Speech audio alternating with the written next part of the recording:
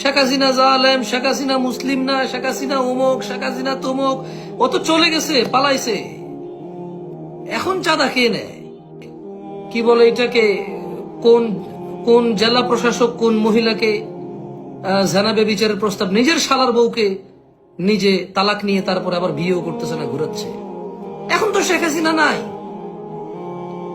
She is no more. তার বাপের কোন মূর্তি বাংলাদেশে নাই। বহু জায়গায় তার বাপ দাদার নাম পর্যন্ত মিটে গেছে। এখন অপরাধ কে করছে?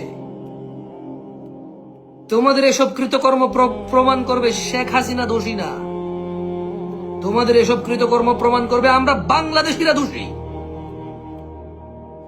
Because she is not here, সে এখানে নাই।